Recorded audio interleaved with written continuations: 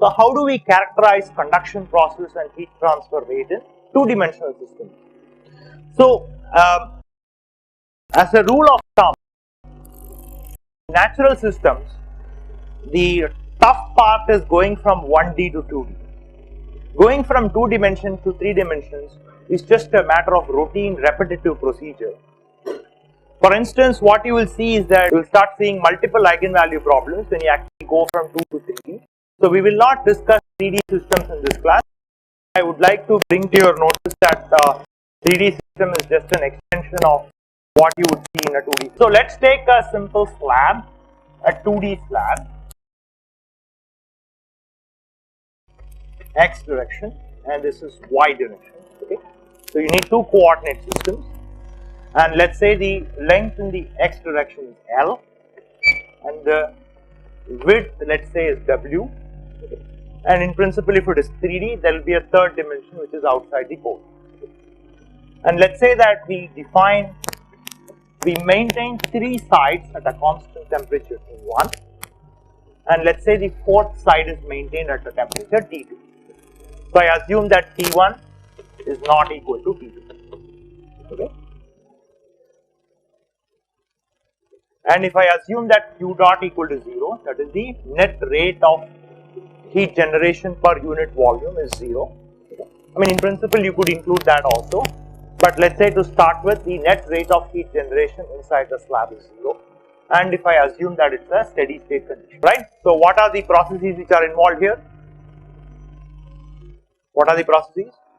Only conduction, right? So in a general system you have conduction and heat generation. So here you have only conduction which is involved. So the model is very simple. So K del square T equal to 0, right? We said it's steady state, so accumulation is 0. And so if I open up the Laplacian, it will be d square T by dx square plus d square T by dy square. That's it. That's the model. What are the boundary conditions? Very easy. I have specified the temperatures. So there are 4 temperatures in 4 boundaries, and that's going to be the boundary condition. So T, so I'm going to use 2 coordinates as x and y, and so x comma y equal to 0. The temperature is T1, okay, and that's also equal to T of x comma 0 comma y. It's also equal to T of x comma L, which means that at x equal to L, any y, the temperature is T1, and similarly in these 2 surfaces. And the fourth boundary condition is x equal, at any x and y equal to W, the temperature is T2. Okay. So how do we solve this?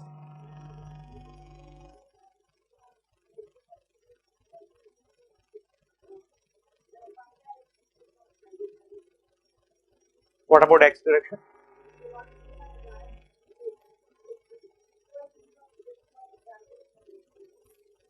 Okay, well, not quite so. So it's slightly different. So you use what is called separation of variables.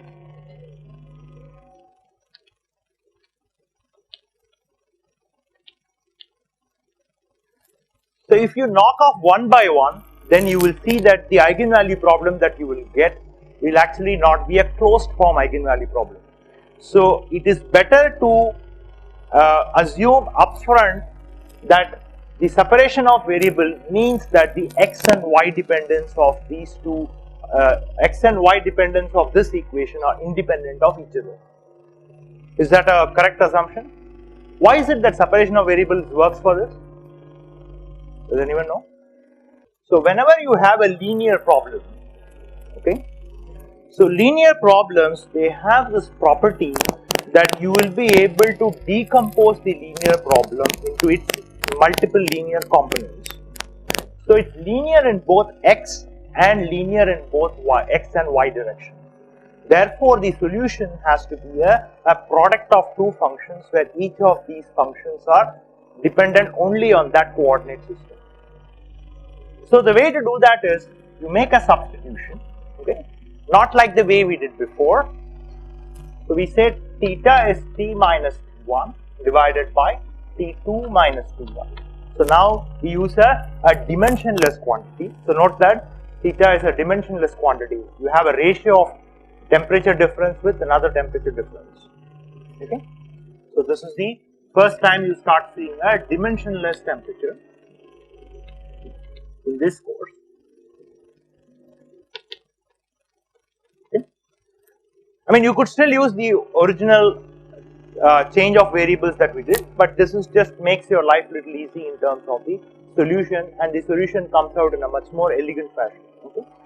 So now we assume that theta equal to some capital X, which is a function of only X position, and another function Y, which is a function of Y position. Okay. So now I substitute this equation into the original model. So it will be d square theta by dx square plus d square theta by dy square equal to 0.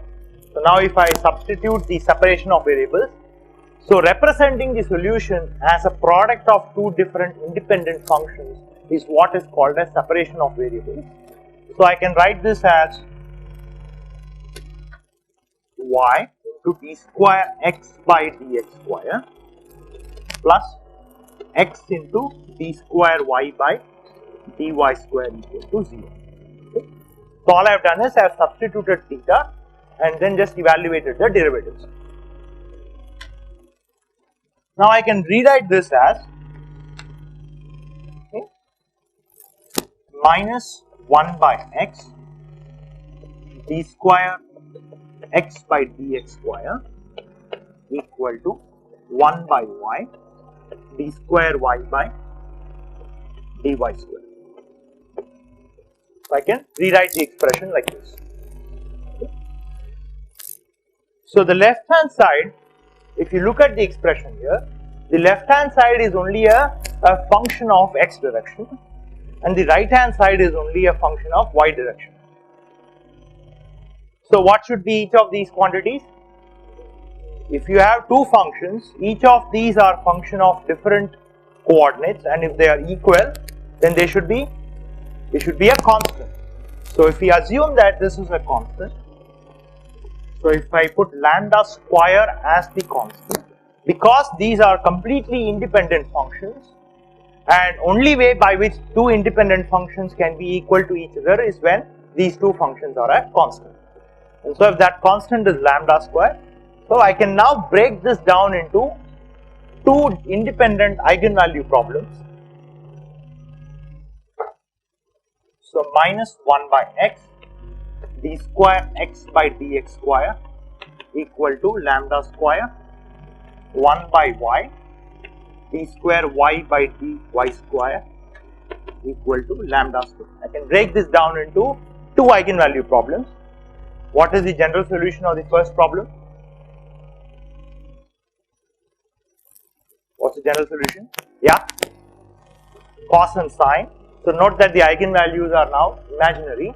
So x will be c1 cos lambda x plus c2 sin lambda x. And what about the general solution for y? It's exponential. So it will be c3 exponential of lambda y plus c4 exponential of minus lambda y. Okay. So theta is now equal to c1 cos lambda x plus c2 sin lambda x multiplied by c3 exponential lambda y plus c4 exponential minus lambda y. Okay. So that's the solution. So this is an excellent example of where some of the concepts that you've learned in your math courses are directly applied to engineering systems.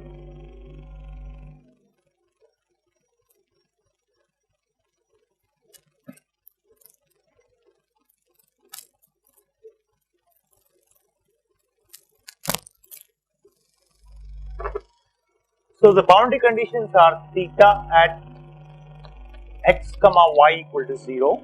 So x comma y equal to 0 is,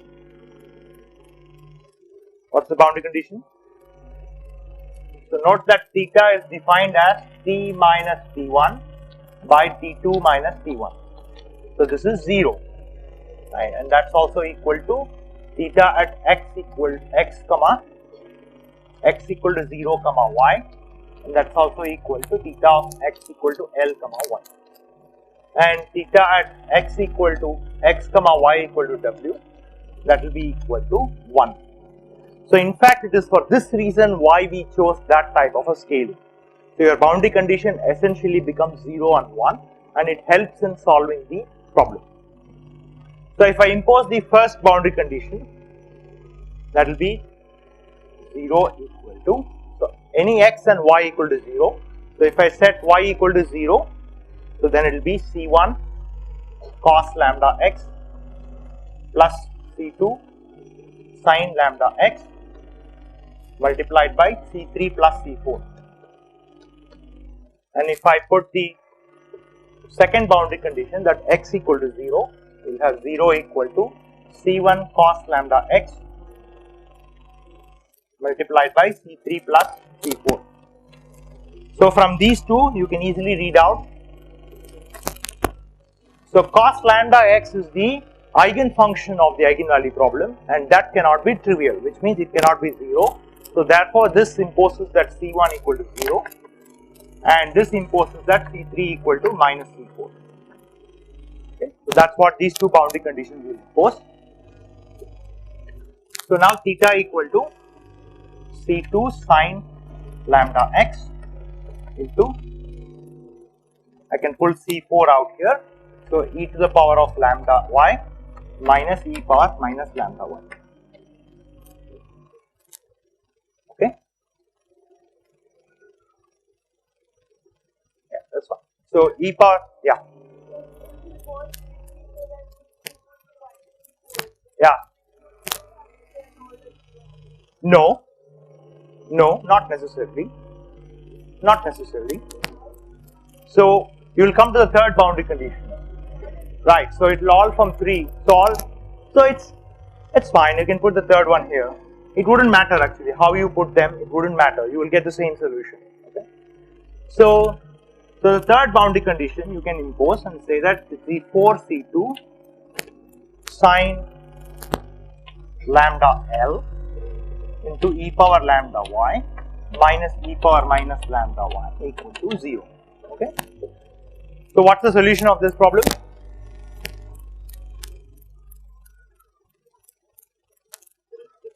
Sin lambda L equal to lambda equal to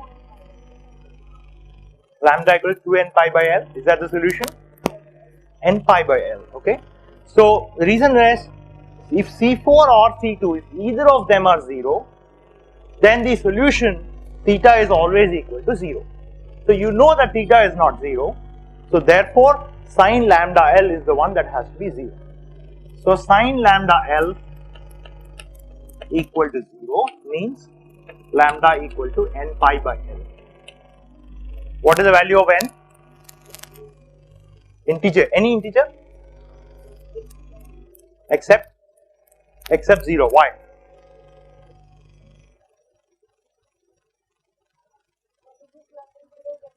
You get a trivial solution. If you plug in lambda equal to 0, if you plug in n equal to 0, then lambda is 0 and sin 0 is 0.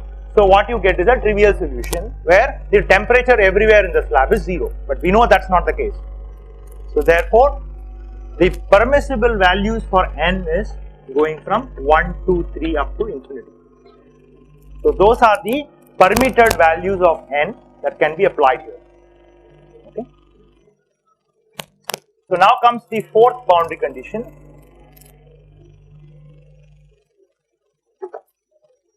So theta equal to C2 C4 into sin lambda x into e power lambda y minus e power minus lambda y.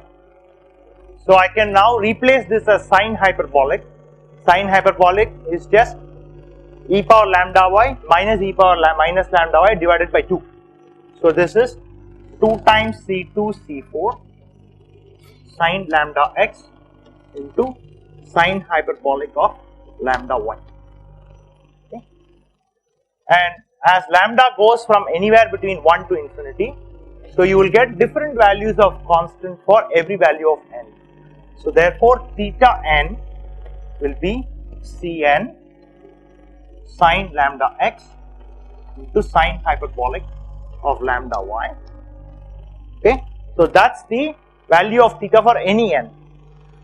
But it's a linear problem, and all of these are the likely solution. Therefore, theta is nothing but sum of n going from 1 to infinity Cn sine lambda x into sine hyperbolic of lambda y. How do we find Cn? By plugging in fourth boundary condition, by normalizing. Which one? No, it's actually both. So when you plug in the fourth boundary condition, where you say y equal to w, so 1 equal to sum n equal to 1 to infinity Cn sine lambda x into sine hyperbolic lambda w. So you still have to find Cn. So you use the property of the eigenfunctions. So all the eigenfunctions for individual values of n are orthogonal to each other. So sine pi by L is orthogonal to sine 2 pi by L, and both these are orthogonal to sine 3 pi by L. Okay. So if you use the orthogonality condition, so normalize using orthogonality condition.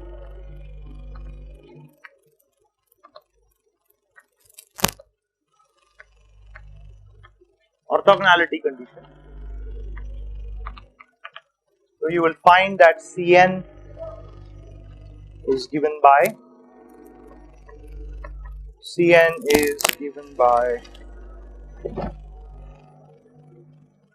2 pi pi minus 1 to the power of n plus 1 divided by n. It's 1 by sine hyperbolic n pi w by L. So n going from 1 to 3. Okay.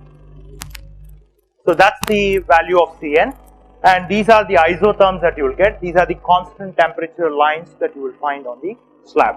Okay. Final expression. So the steady state 2D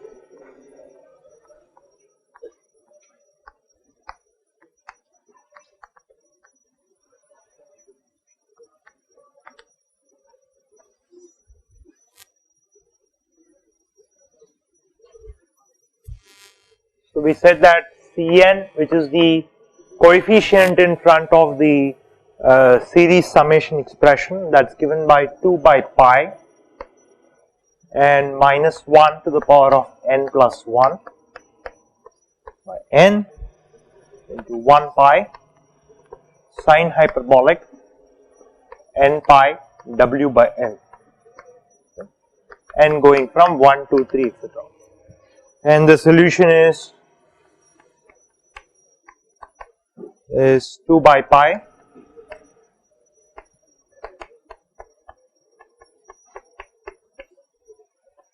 by n sine n pi x by L sine hyperbolic n pi y by L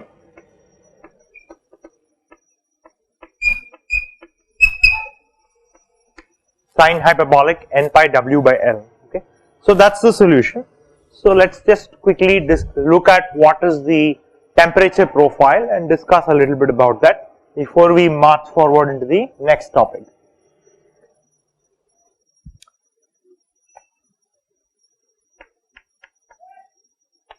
Okay.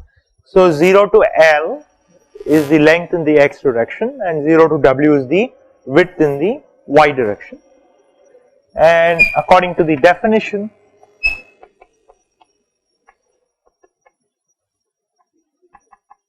okay, so that's the temperature specification along the boundaries, and so the profile would be that, so this is the isotherm. So in principle you could draw a three-dimensional picture, you can draw a three-dimensional surface of how the temperature is going to look, but the other way to do is what is called the contours. Okay, so this is a contour drawing. It's a contour, and contour is essentially every location you use either the isotherm line, or if you have colors you could represent the temperature with colors. Okay, so this is the constant temperature lines along this slab here, and naturally it has to be in the decreasing theta. So as theta goes down, so you can see this would be like, could be like 0.75, theta is 0.5, 0.25, etc. So these are the isotherms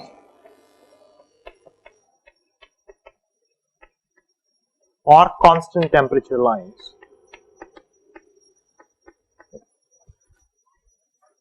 Is that clear to everyone? In fact, it's not hard to plot this in C. So in fact, one should do that. So if I think you must be introduced to MATLAB by now in your numerical course. So you should take and plot this expression and convince yourself that this is the temperature profile that you will get. Okay. So there are some very simple tools in MATLAB to actually draw contours and 3D pictures. So whichever way you could actually plot them, and you should convince yourself that this is the solution. Okay. Any questions so far? Okay. So the next aspect of the course is we call lumped capacitance method.